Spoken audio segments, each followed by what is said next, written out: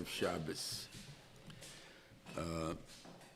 It's interesting. We know that the Reuven Shlit was not mitzvah the Inyan of the Mishkan until he came down with Luchas Shnias after the Egel.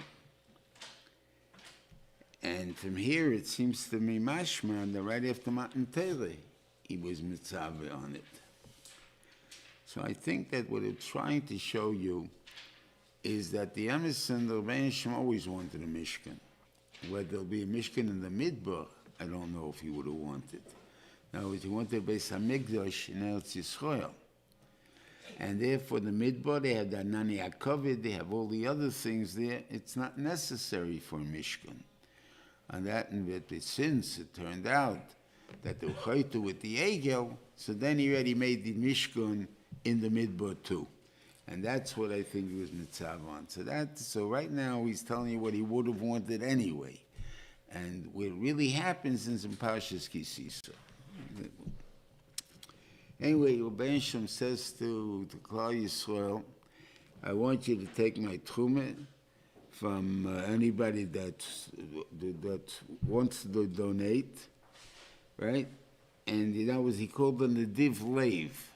Now let's see, how much money are we talking about here?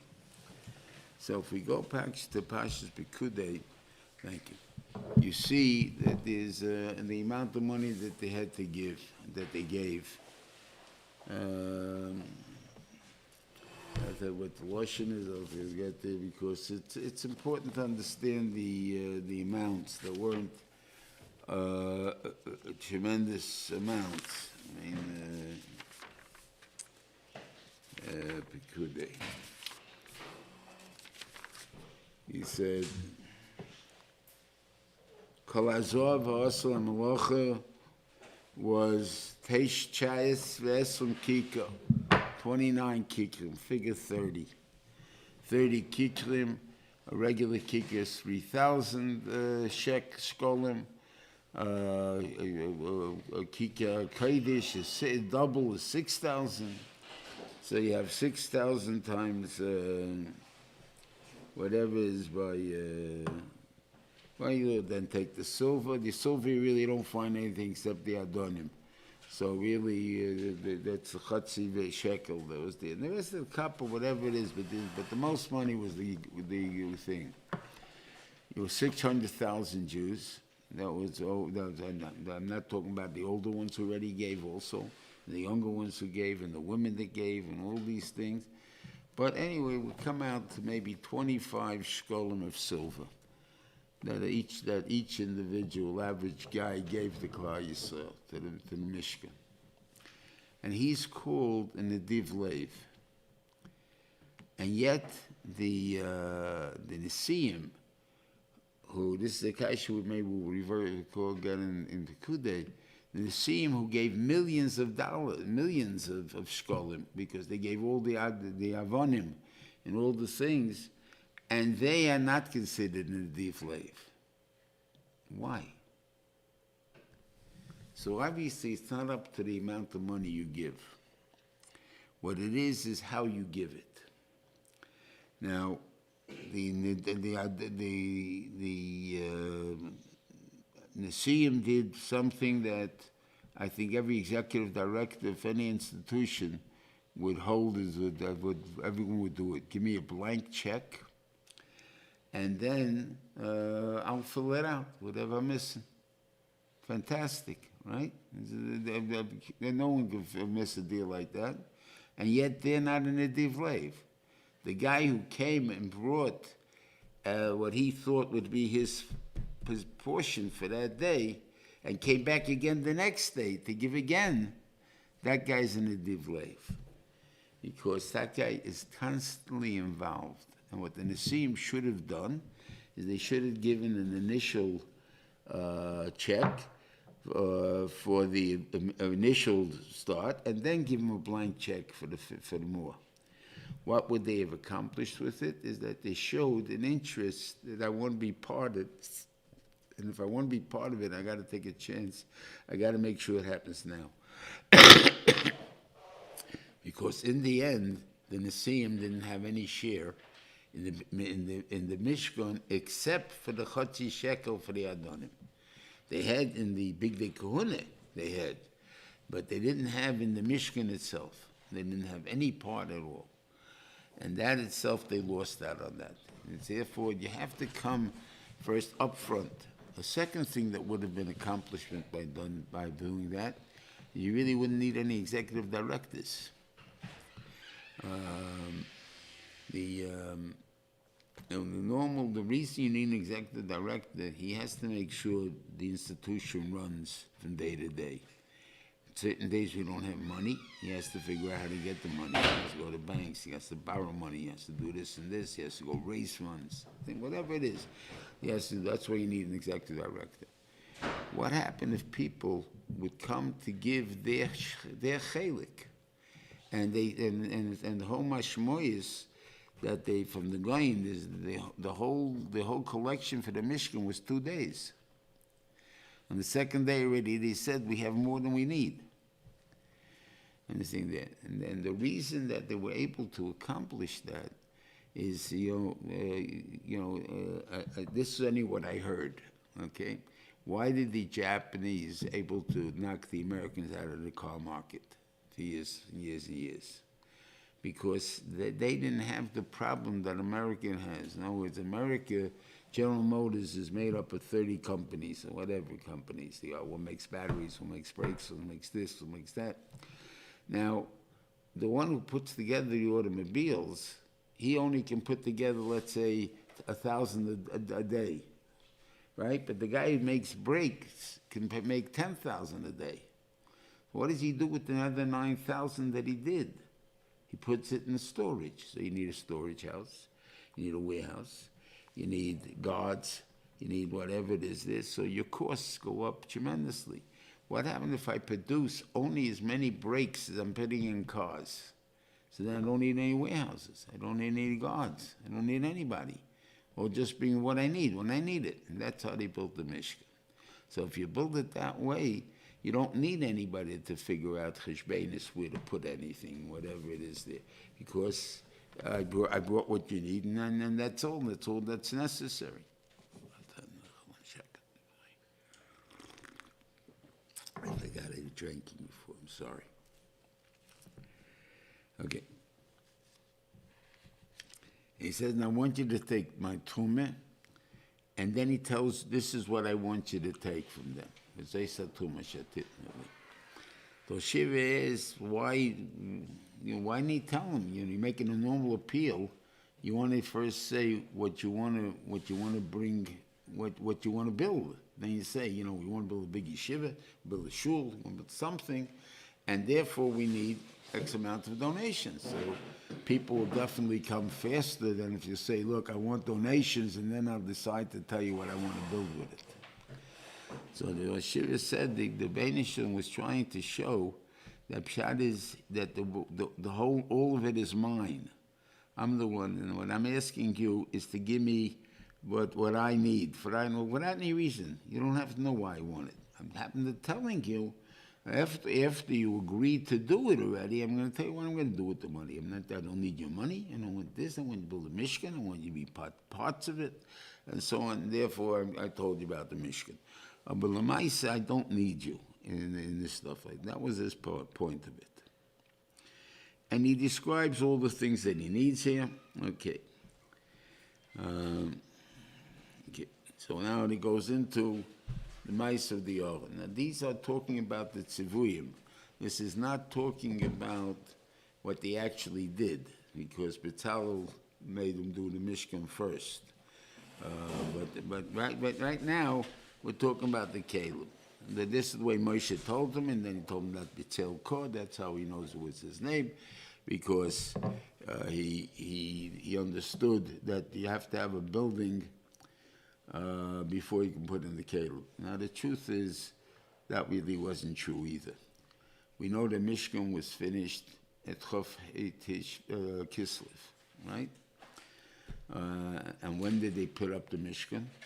Rosh Chodesh Nisan. It's how many months later? So just laying around. So why was it important to build the building first and then the Caleb? I don't put the kelim in anyway until when they build up the Mishkan, which is a few months later. Okay? So again, that's understandable, but there's still something called derech ha'olam, and the bench will not tell you to do something that's not kederech ha'olam. And the derech ha'olam is first you build the house, and then you put in the kelim. Now he built an Aron. And to understand the nisim that we're talking about over here is fantastic.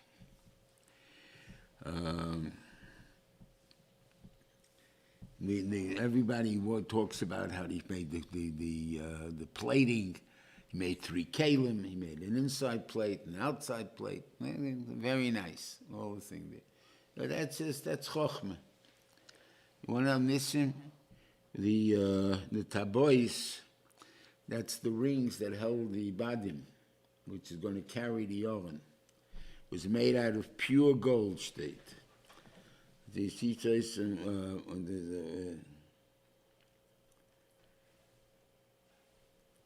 does he say over here? Sagt es, aber so, steht. It just says Zohav over here. Zohav Tor, Zohav Saviv. Talk the way up, but that boy Zohav. Okay, and I assume here it means pure also, even though it doesn't say the word pure. If you take a look on the jewelry that your wives have, it's usually going to be 14 karat, 18 karat, and for a while when gold was very expensive, and now the 10 karat.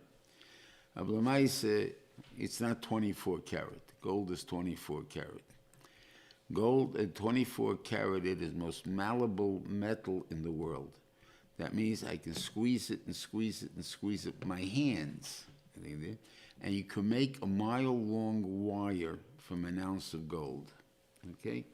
You can make it that thin without it breaking. So it's something that's, phenomenal, but it has no strength.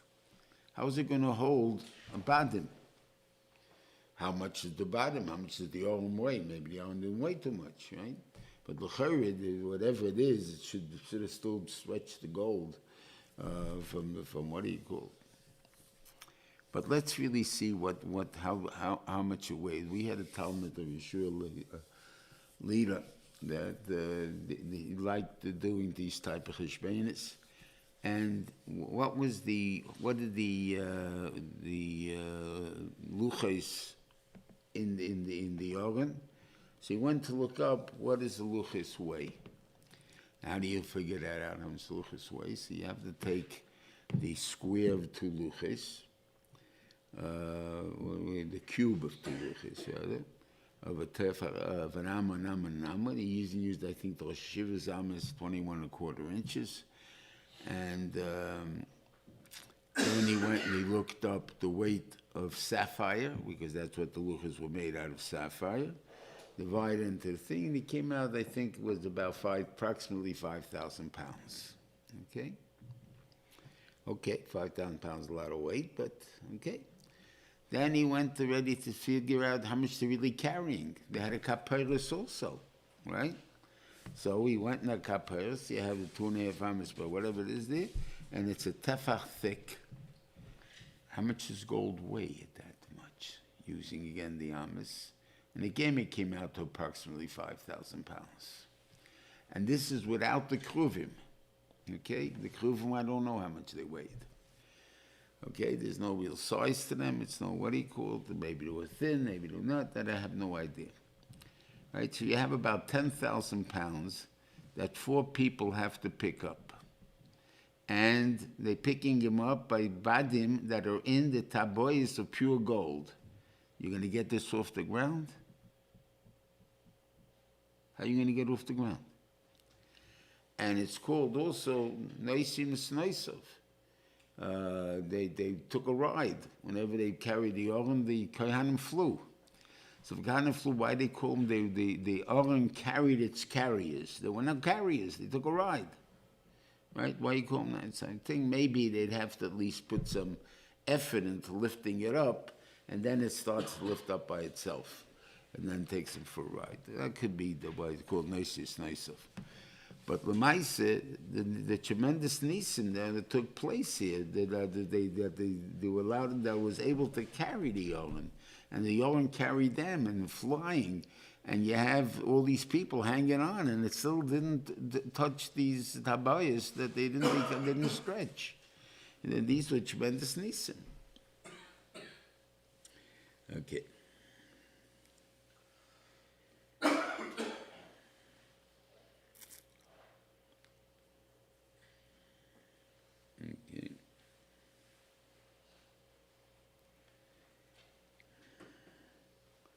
Now the Kapara said, we know the Kruvim where the actual talking between Moshe and God took place. And they say both start the other place, probably more in Vayikra, Bamidbar, to when did they actually talk together? Since when the Oyel was camped, the Ananak was there, and no one can go in. Now, what happened on Yom Kippurim? How did he go with the Kodesh Kodashim? I assume he was able to go in at that time. It eased up. What about Moshe? Doesn't say. So it could be all this nevuah took place only at the times when they camped, when the Aron was not in the Mishkan wasn't set up yet, and he was able to talk to Rebbeinu Shalom. I don't know, I can't answer that, but obviously. They were in one place for 37 years, so it's, we didn't talk to him. That time, Yitaka didn't talk to him, except like regular Navi, but he was not special Navi anymore, so, Enochinami, maybe.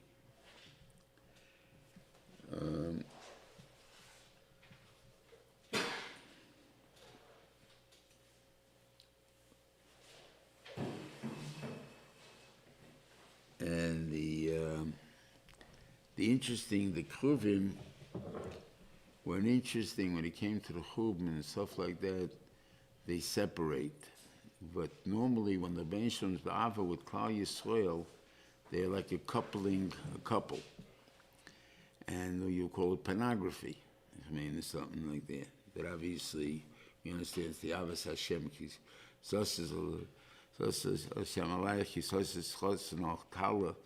Like, and obviously it's a very pornographic statement, but we say it in our tefillas all the time, right? So obviously these things have to be understood.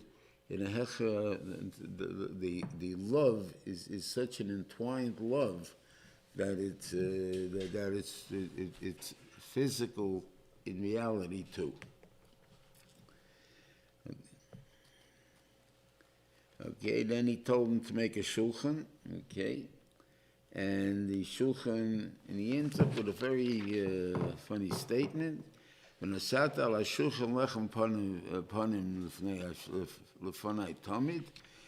it doesn't say, is this a part of the avodah? It's just telling him it's what do you do with the mizbeach, right?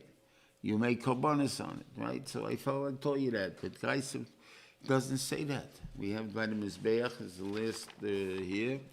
Vasisa Mizbeach HaTzishitim, see Kanas Mizbeach, and said the Chesed, Vasisa Badim, Vuvas HaBadim, doesn't say a word about bringing korbanos on it. Because the Lucha, the what do you call it, the Mizbeach has Kedusha without anything else. So the same thing applies to the Shulchan.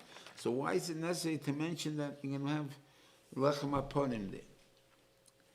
And I would ask you a question, which money actually was used? For korbanos, we know were not used, the money that needed for the Mishkan.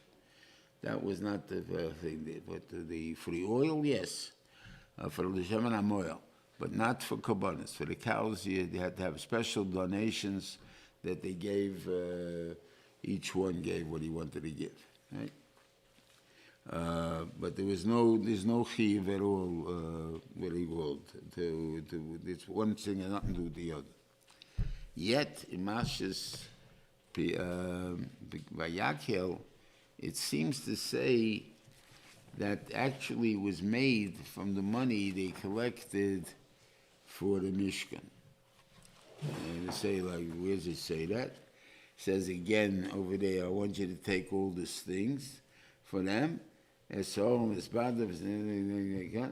what do I want you to make with it? Es hashulcha, es badav, es kokela, ve'es lechem aponim.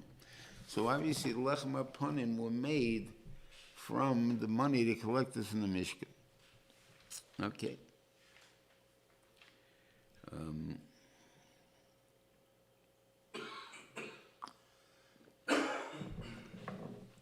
Why would the Benson do that? The same way they can buy cows. They've had enough. Maybe they took out enough flour from the time. Or where did they get flour anyway? So obviously they had to stop and buy different settlements and pick up flour for korbanos, for minchas, for any chavitin, for whatever you're going to make. So the same thing applies to the lechem aponim. Right? So what was the purpose of telling them that no, that you have to take the money that you gave originally? And this is what my think is.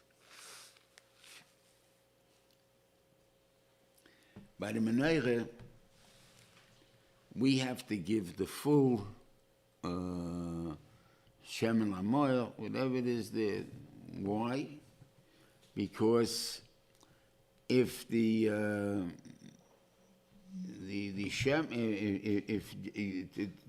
menorah symbolizes the learning of Torah. If Yidden don't learn Torah, there's no Torah. You want to learn Torah, they'll learn Torah. Very good, it's depending straight on us. By Mishkan, Yeshiva, stuck in the canyon. Besides the fact that it's a good thing to do, we also have to have the ability to do it. Where's the money? So that's what the Benishim is guaranteeing over here. He says, when something is up to you, you do it or you don't do it. Nothing I can do about it. But you're telling me that you need the shulchan to be able to build the ruchnis of the world. Right? That means it's my job to make it possible. I guarantee you that whatever it is that you're going to need, you will have. But you have to collect it as if it's dependent on you. You can't just say, okay, God's taking care of it. Let him take care of it. I don't have to pay it anything at all. No. You have to make as if it's dependent on you. And it's my job to make sure that whatever is collected is sufficient for whatever that has to be done. And that's the difference of the Benishim and the Klal Yisrael. That's what he does by making it from the money collected for the Mishkan. He made it for the korbanos, says you had it, you had it. You don't have it, you don't have it. But if it's for the Mishkan has to be there. And that's what it is. Okay. Now, coming to the menorah has designs on it, different types of designs. You'll see different machlekes in the Shainim and on this thing, and even in Gemara.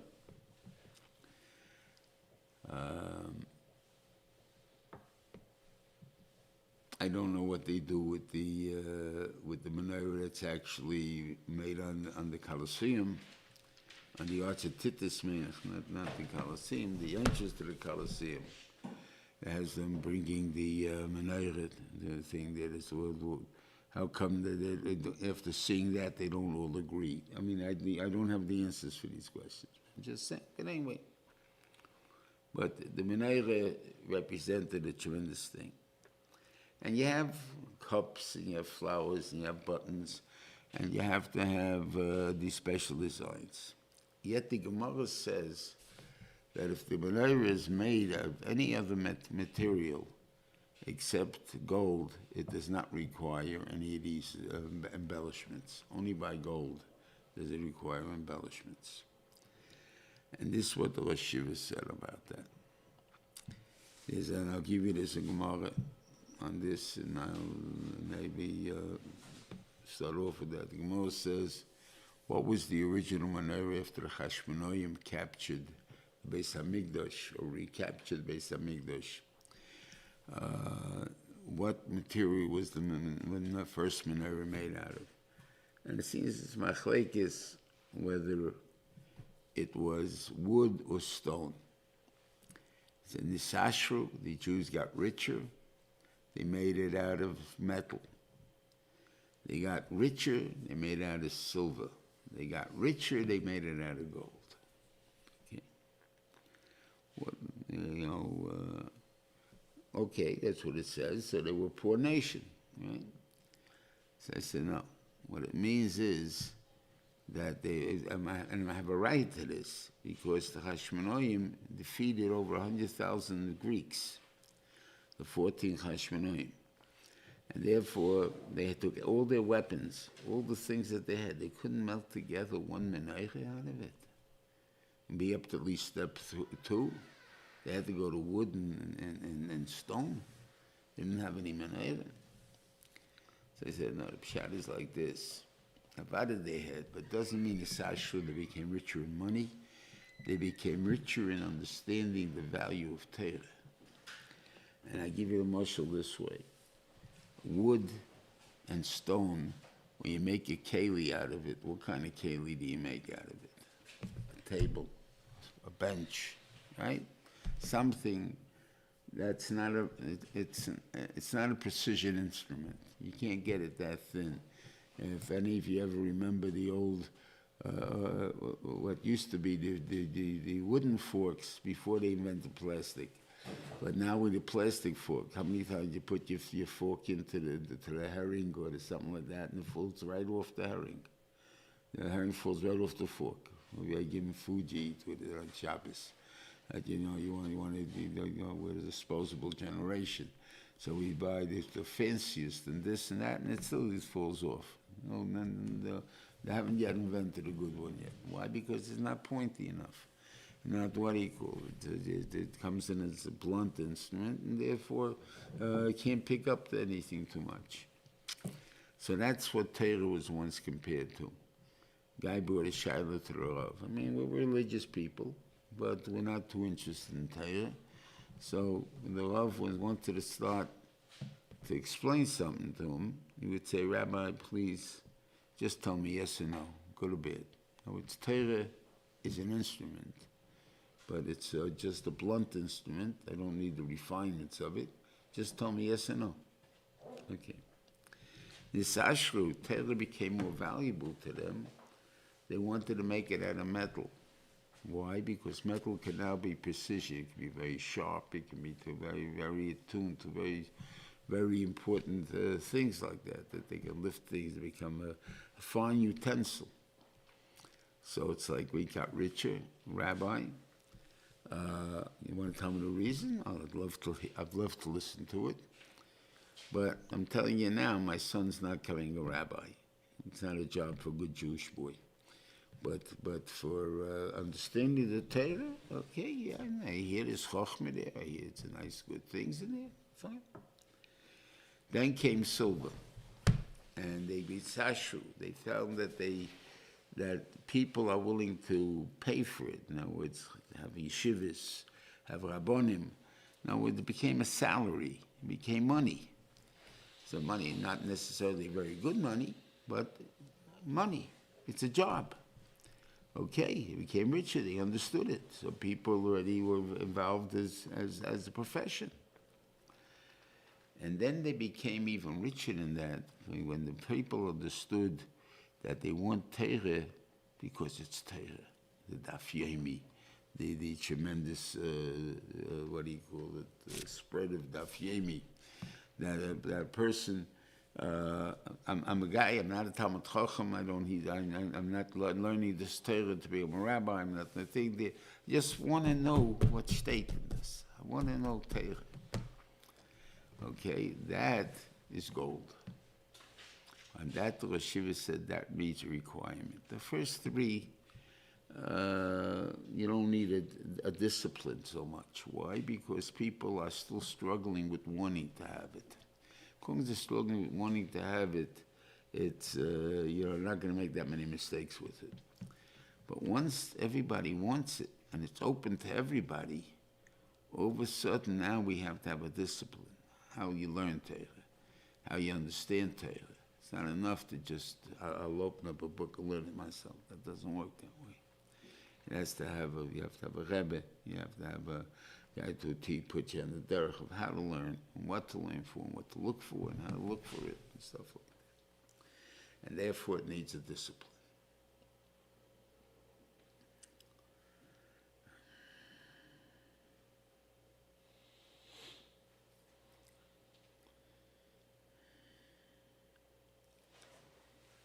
Then the Rebbeinu Shalom told him to make the Mishkan. Now the Mishkan, it's very interesting.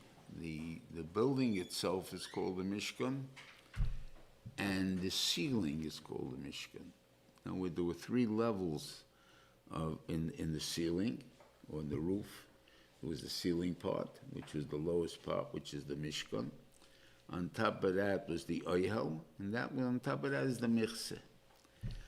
And if you take a look at the sizes of the stuff, the Mishkan Kamat was not seen, and the whole building Kamat was not seen, and the ceiling part for sure was not seen.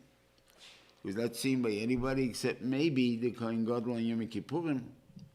Something like that. And in Chodesh, maybe when even the Kohen going for the regular Avodah could see part of it. But it's not seen. And again, we'll learn in Parshas Pekudei, once upon it brings a eye from the Pasuk, that it's the only Seforim in Pekudei, that the first thing that went up was the Mishkan. The Esiyarias. And he brings a raya to that from the way the word Pasuk is said. And again, it doesn't make too much sense. So he says it's either Nes, or they had very tall ladders, and everybody stretched, the thing until they were able to put the beams underneath it. But you don't build a building that way. You put down Adonim first, then you put down the Kroshim, and then you put down the Mishkan on top of it, and the oil, and so on. So why do they do it that way? I think that's one of the biggest yesodis of education and what the Torah demands of us. The Torah demands that we have a goal.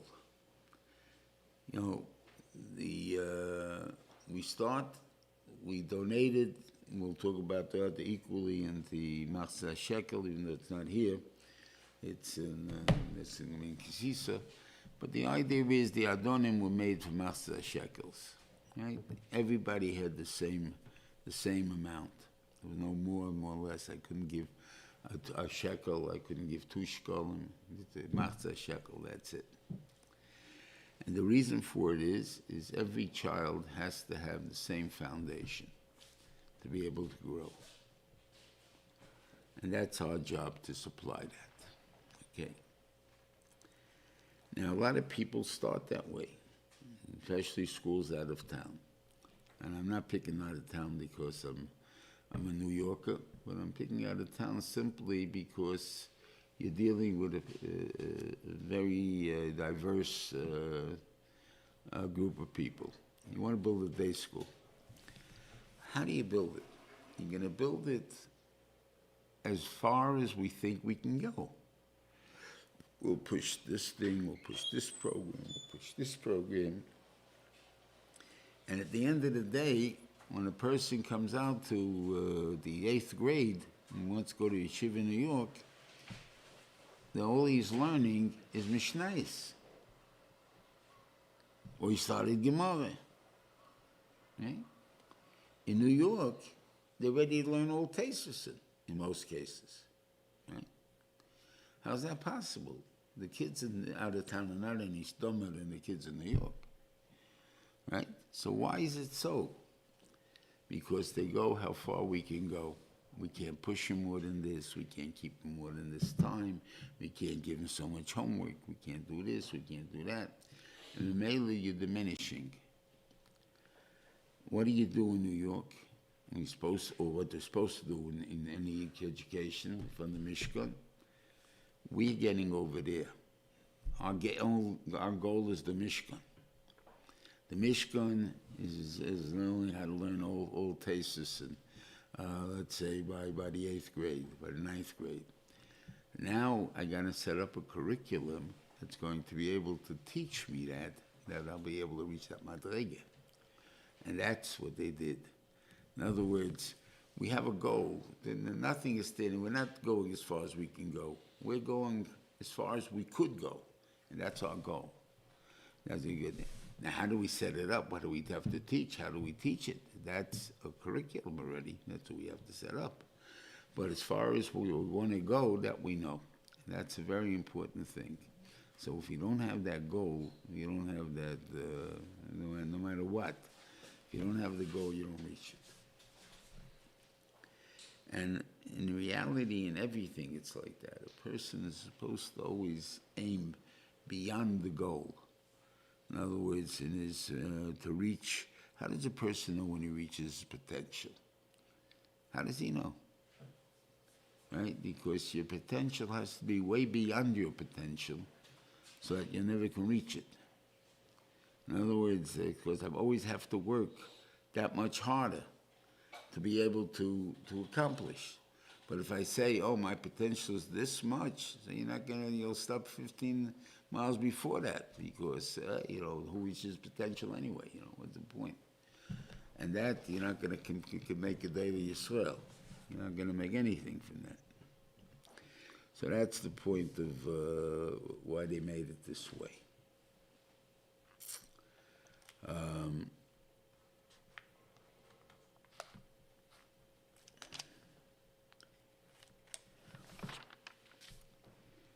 The mirseg, happened to see me the way the pictures are beautiful, beautiful wools, colored things there. Okay, then you made the kroshim. Now the kroshim are made, everybody has his potential. That's the kroshim. You have the goal, you have the foundation, the adonim, right? That's the foundation. And now in between the adonim and the mishkan, you have the adonim. And that is, like we said, the adonim have to be only for machzah shekels, so they are equal. Everybody's equal. They have to make sure that. But the what do you call it? Is the adonim. Everybody can give whatever he wants to give, whatever he has to give. So therefore, it goes according to potential. Whatever kishroinus God gave a person, a smarter guy, not some smarter guy. So he has to give the thing. Now there happens to be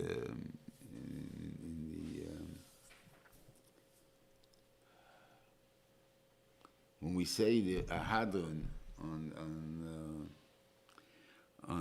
a Masechta, so we say onu amelim v'hem amelim. We work and they work. Onu amelim v'hem amelim v'einam mikabel schar. They work and they don't get any schar for the work. Onu amelim mikabel schar. And we work and we get with this schar. What does that mean to tell us?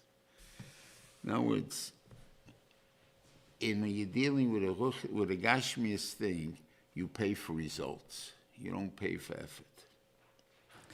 And therefore, they're amelim. They can work hard, but they don't get paid for the amelis. They don't get work for the hard work that they put in. By Torah, it's not that way. It's the hard work that you put in that entitles you to schar. So according to that, it doesn't make a difference on the success of my learning, except for the fact that if I work, I'll get schar. If I don't work, I don't get schar. Okay, it makes sense. Happens to be there's a Rabbeinu Yena in Ovis that says about the four midos that you have, that someone doesn't have, but that the guy who has more kishrit is going to get more schar. That's, against the whole speech we just said, how does it mean that? So, what I think, I bring guys to it, is that it means that I'm able to develop a system that my work will be more productive than just effort alone. Then I get more schar. Because that can be done. And that's what it means. Basically, we get paid for our effort, not for anything else, not for the schar. Okay.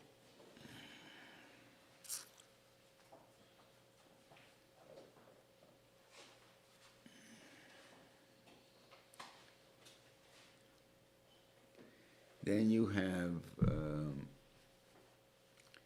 when on all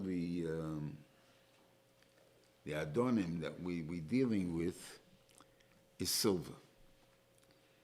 Everything that goes into the Mishkan, and the Mishkan itself, part of the Mishkan, is silver. The adonim that hold the outside parochas, which going into the Mishkan, the adonim are a kappa. The mizbeach in the chotzer is kappa. Why is the difference between the two? I mean, I'm just thinking that when the idea is, no matter how holy the chotzer is, it doesn't come to the Mishkan. So therefore, to adorn it, you adorn it at a lesser level than the Mishkan. But when you're putting up the parechis, which is the entranceway to the Mishkan, so there we can think two ways. You know, I'm coming in, so I should get the silver. But you're not in yet. You didn't make it yet. You just made the commitment. The commitment's not silver yet. The commitment is kappa. You made it in, you walked in, now you can come into silver. So therefore it wants to teach you that there's an outside concept of that you're still on the outside. And as long as you're still on the outside, it's kappa.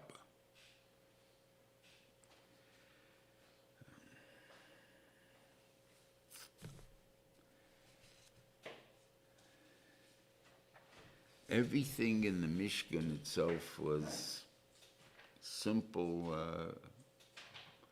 chochmatic construction, but it was simple.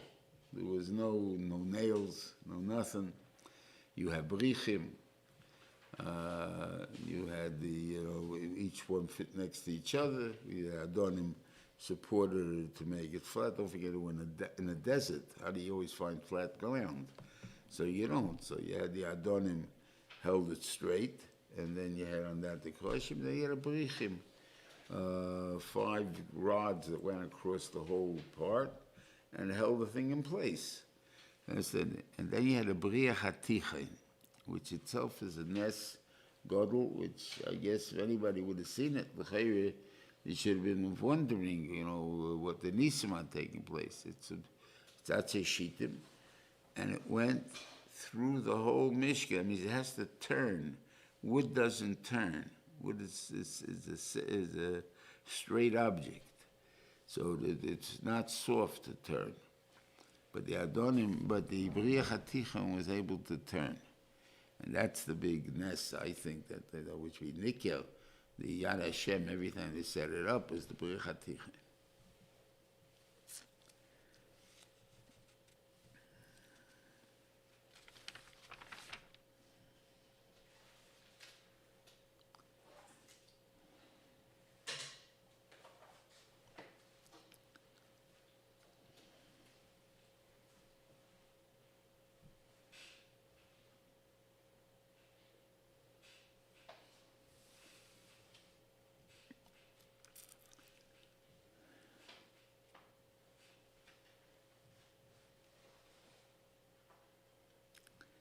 Yeah, the Indian of the Mizbeach, there's a machlekes in the Gemara how big the Mizbeach was.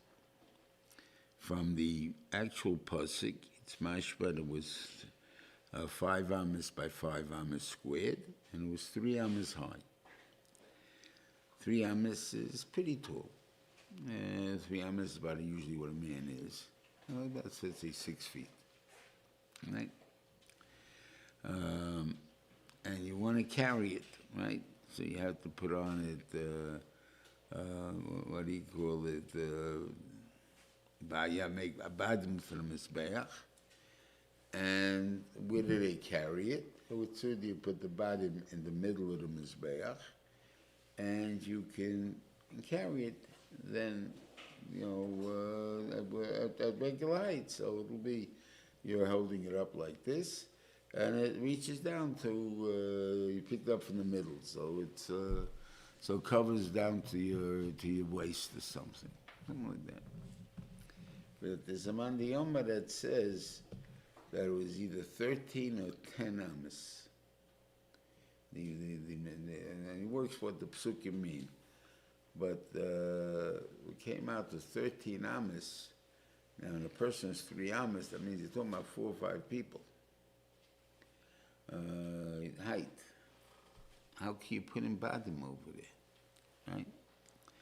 So you got to say they put the badim all the way on the bottom. Right? And when they held it up, the mizbeach was way over their heads. And stuff like that. Now you'll say, how do they carry such a heavy thing? Again, well, we saw Nisim before, but this was not this the case of Nisim. So why would you think that Nisim? But maybe it wasn't that Nisim at all. It was simply, it was hollow. Because what they used to do is, they used to have this was a box that may be folded. And when you came to a market, you put it down, you filled it up with earth, the mizbeach, and then you had the mizbeach there. But basically, to carry it, it's not that heavy. Maybe it could be, but it's very awkward. The thing, Aval Pikain, they probably had to carry it in such a way as possible. What the tachlis of it was, I don't know, except that I guess they wanted the height. And the height maybe was necessary first for everybody to see the korbanos being makriv in the morning and stuff like that, in the evening. Sukkim and Vayachal say that the tabois were by the mechbar. Yeah. So the mechbar is in the middle. Yeah. So and then you had. So how could it be? So the mechbar is in the middle. So you have 3. If it's 3 amas. But if it's 10 No, amas, so Shadow's way, so it's 10 plus 3. The michbah is still in the 3. There's 10 amas besides the michbah. The Shadow's where do you put that? And that's the thing. So you're carrying it from the michbah, and it's going up over your head, 10 amas.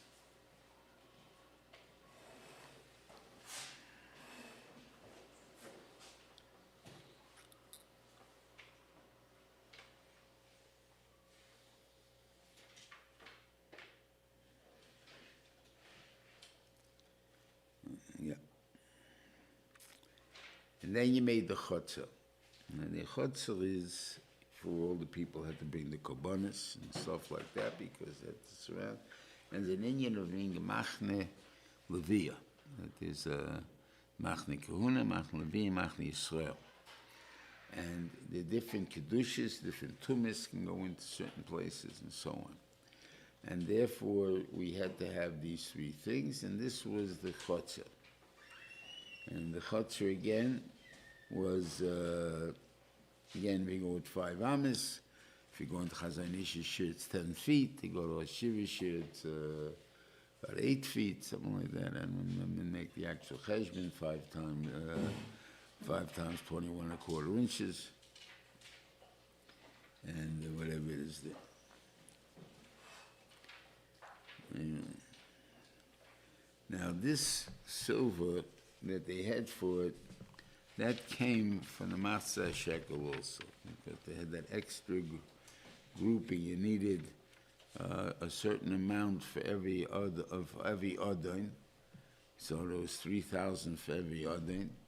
So there was a bunch. After 600,000, was 603,000. What do you call it? That built it.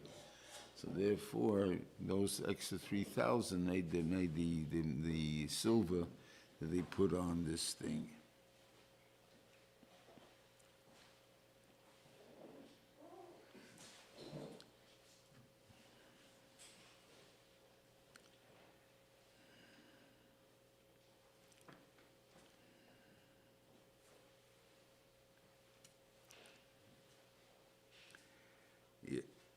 Okay, Michigan, I just want to see if he mentions his name here.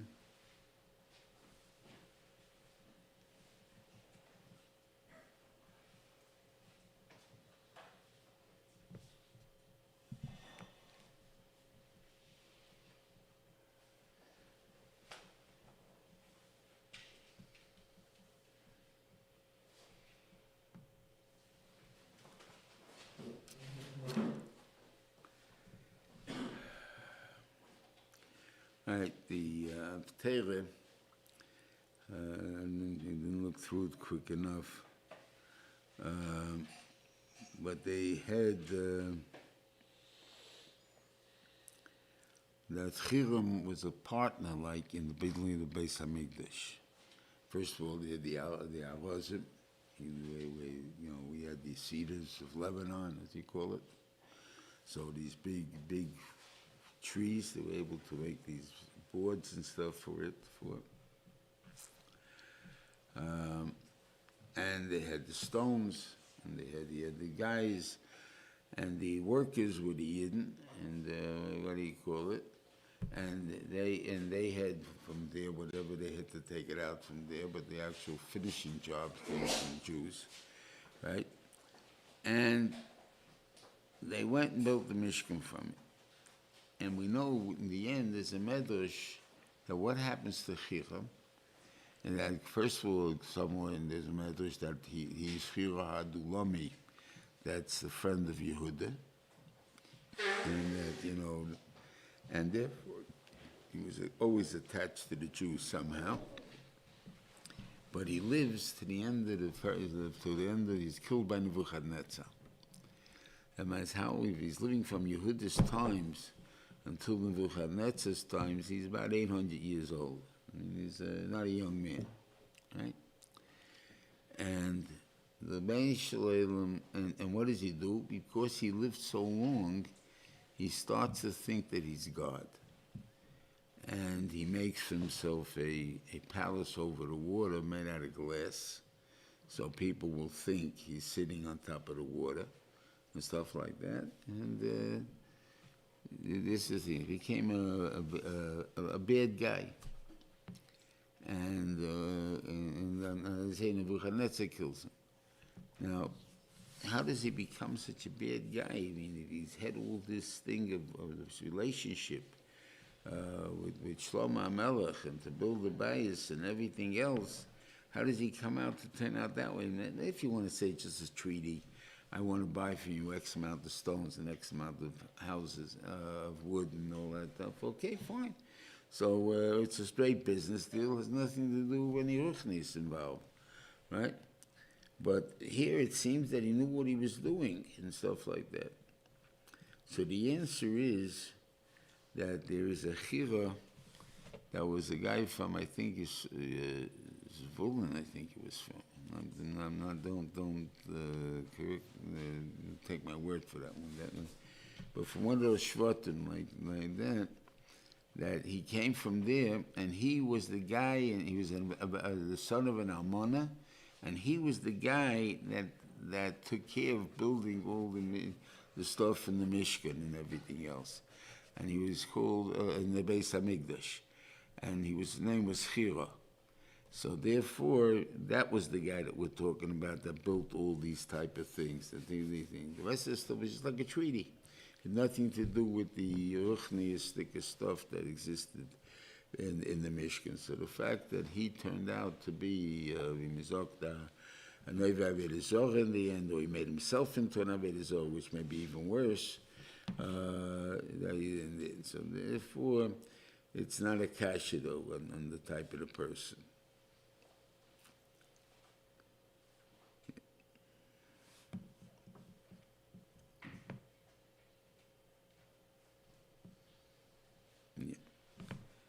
Okay, I think that's it.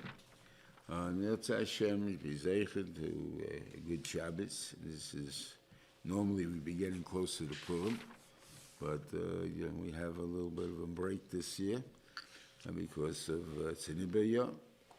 So let's use it well, because we should prepare ourselves for the Asidus. We don't know what it is. So we should prepare and we misparo. The Hashem gave us this extra month. Anyway, have a good Shabbos and Hatzlacha.